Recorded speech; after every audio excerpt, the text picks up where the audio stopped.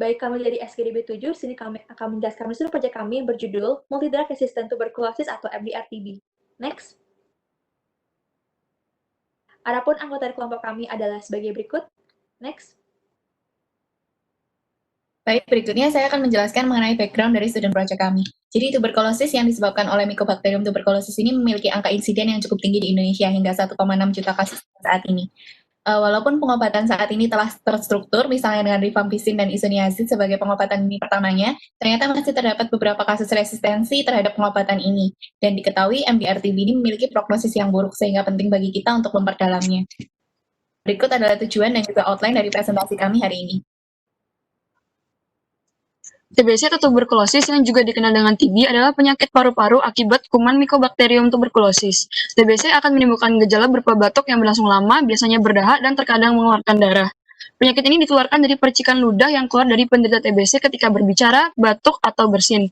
Penyakit ini lebih rentan terkena pada seseorang yang kekebalan tubuhnya rendah, misalnya pada penderita HIV.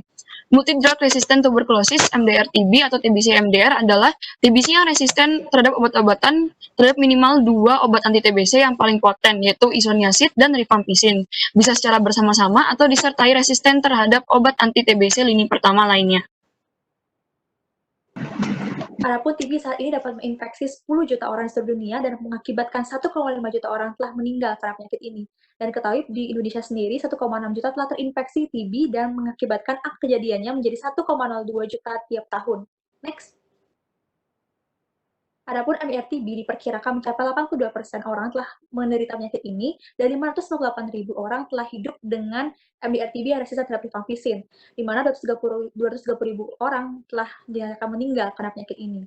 Pada tahun 2010, Indonesia diketahui menjadi salah satu dari negara yang memiliki angka kematian terbesar, angka kejadian terbesar dari MDR-TB, dan pada tahun 2016, kasus terbaru dari MDR-TB mencapai 2,8%, dan tahun 2017, MDR-TB kasusnya menjadi 3,5% dengan negara tertinggi yaitu India, China, dan Russia Federation. Next. Untuk etiologi MDR-TB terjadi ketika obat-obatan disalahgunakan di mana pasien tidak menghabiskan pengobatan TB dengan sepenuhnya. Terus dokter meresepkan pengobatan yang salah di mana dosis atau lama waktunya yang salah.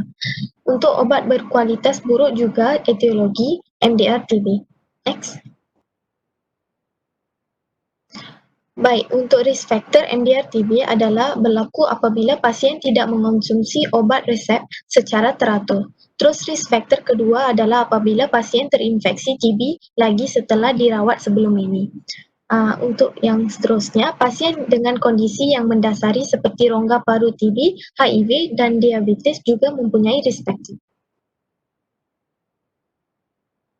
Selanjutnya adalah patogenesis. Ada beberapa mekanisme yang terjadinya resistensi obat.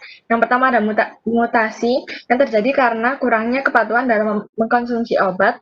Lalu ada pharmacokinetic variability, ada evolution of fitness mutation, ada resistensi intrinsik yang dapat disebabkan karena permeabilitas binding sel, perubahan target, mimikri target, modifikasi obat, degradasi obat, dan drug efflux. Next.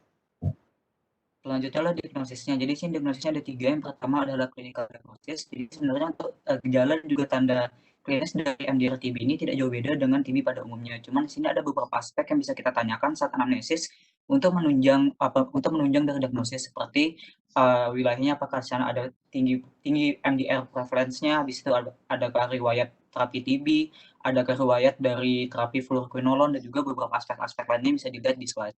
Bisa di next.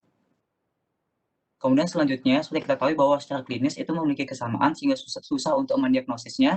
Jadi sini kita bisa melakukan pemeriksaan lab yang menjadi gold standarnya. Jadi di sini kita akan mencari atau mendeteksi causative organismnya dengan adanya resistance terhadap rifampicin dan juga isoniazid. Ada 2 di sini. Yang pertama adalah phenotypic dan juga yang kedua adalah genotypic. Phenotypic ini kita melakukan kultur sehingga membutuhkan waktu yang cukup lama. Ada beberapa contohnya seperti slide DST, MGIT, dan juga MODS. Yang genotypic ini kita tuh mendeteksi adanya mutasi pada gennya. Di sini yang direkomendasikan oleh WHO adalah expert MTB or RIF. Bisa di next. Kemudian yang terakhir adalah radiologis. Dari radiologis ini hampir sama seperti klinis, jadi hampir sama dengan TB pada umumnya. Beberapa di antaranya itu seperti adanya konsolidasi, cavitation, interstitial infiltrate, limfadenopati, dan juga adanya efusi pada pleura. Bisa di next. Baik, di sini saya akan menjelaskan mengenai diferensial diagnosisnya. Pertama ada pneumonia. Pneumonia ini merupakan keadaan di mana peradangan akut di saluran pernafasan bawah dan parenkim paru. Untuk membedakan pneumonia dan TB ini perlu dilakukan anamnesis dan pemeriksaan penunjang berupa fototoraks yang nanti akan ditemukan infiltrat progresif pada fototoraksnya, dan dengan dua atau lebih gejala klinis, diagnosis pneumonia ini dapat dibuat. Lalu yang kedua ada kanker paru, di mana terjadi pertumbuhan abnormal pada sel paru. Untuk membedakan kanker paru dan TB ini perlu dilakukan beberapa pemeriksaan penunjang seperti X-ray, toraks, CT scan toraks, putus smear, dan juga bronkoskopi yang merupakan gold standar dari diagnosis kanker paru. Lalu yang ketiga ada sarkoidosis yang merupakan penyakit sistemik dengan etiologi yang masih belum jelas. Untuk membedakan sarkoidosis dan TB ini perlu dilakukan pemeriksaan histopatologi jaringan paru dan identifikasi morfologinya. Di sarkoidosis ini tampak granuloma non-caseosa, dan di tuberkulosis nanti akan tampak granuloma dengan nekrosis caseosa. Bisa di next. Baik, untuk regimen treatmentnya sendiri, berdasarkan guideline WHO tentang manajemen obat pada pasien MDR-TB yang diperbarui pada tahun 2019, terdapat 3 kelompok regimen obat yang diklasifikasikan berdasarkan efektivitas serta risk dan benefit masing-masing obat. Yang dimana kelompok A berisikan fluoroquinolone seperti levofloxacin dan moxifloxacin, lalu ada bedaquiline dan linezolid. Obat-obat ini dipertimbangkan sangat efektif dan sangat direkomendasikan kecuali terdapat kontraindikasi tertentu. Yang kedua ada kelompok B meliputi clofazamine dan cycloserine atau terizidon, yang biasanya direkomendasikan sebagai agent of second choice atau lini kedua.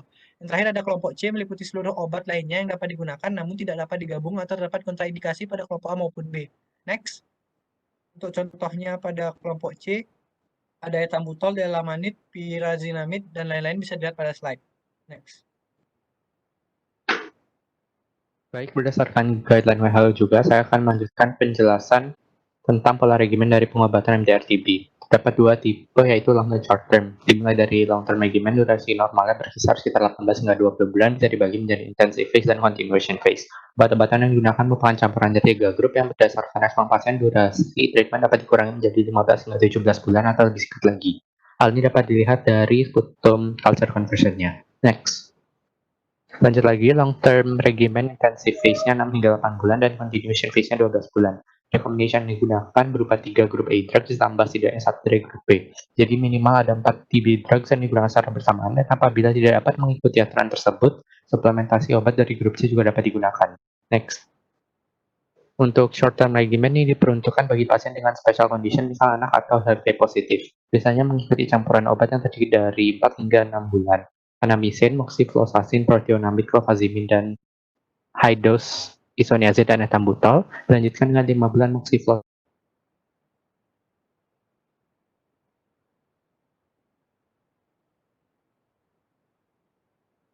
Mana ARV yang bersamaan tanpa melihat CD4 plus cell count. Next. Selanjutnya kan saya lanjutkan dengan pencegahannya. Next. Untuk pencegahannya sendiri dibagi menjadi beberapa kelompok, yaitu yang pertama ada kelompok dari pasien TB sendiri. Untuk mencegah menjadi MDR-TB adalah untuk dengan pasien TB meminum semua obat yang telah diresepkan oleh dokter secara teratur dan tidak ada yang terlewatkan. Selanjutnya ada dari kelompok dari layanan kesehatan. Untuk mencegah penyebaran MDR-TB ini bisa dilakukan dengan diagnosis yang cepat, lalu pada orang-orang lain. Sedangkan dari kelompok umumnya sendiri, ada dengan cara untuk menghindari pertemuan dengan orang-orang MDR-TB di tempat yang sempit dan juga ramai. Next.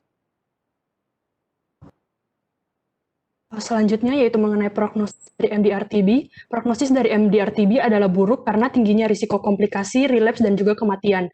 Berdasarkan sebuah penelitian, dikatakan bahwa angka kesembuhan tanpa kekambuhan atau relapse hanya sebesar 31%. Jika pasien sudah terkena MDR-TB, pengobatan akan menjadi lebih sulit dikarenakan akan memakan waktu lebih lama, sehingga kepatuhan pasien pun. Selain itu, manajemen kasus menjadi lebih sulit dan menantang karena adanya faktor biaya ekonomi dan sosial yang ditanggung pasien saat mencari pertolongan atau pengobatan. Sebagian besar pasien MDR-TB yang menjalani pengobatan dapat mengalami efek samping yang serius seperti depresi atau psikosis, gangguan pendengaran, hepatitis, dan gangguan ginjal. Terakhir adalah kesimpulan dari studi kerja kami, di mana yang pertama MDR-TB terjadi ketika adanya misuse dari pengobatan, kemudian risk factor-nya meliputi ada ketidakpatuhan pasien, recurrent TB, dan juga adanya penyakit bawaan lainnya. MDR-TB disebabkan karena adanya patogen yang resisten terhadap pengobatan obat antituberkulosis berupa rifampicin, isoniazid, atau lebih. Di mana diagnosisnya dapat ditentukan dengan 3 hal, yakni klinis, laboratori, dan juga radiologi, serta treatmentnya dibagi 2, ada yang long treatment dan juga short treatment. Lalu untuk pencegahan dari MDR-TB adalah multisektor, melibatkan antara pasien TB, kemudian ada healthcare providers dan juga masyarakat. Dan yang terakhir, prognosis dari MDR-TB terbilang buruk karena biasanya MDR-TB menyebabkan ada komplikasi, relapse, dan juga kematian. Sekian dari SGDP 7, terima kasih.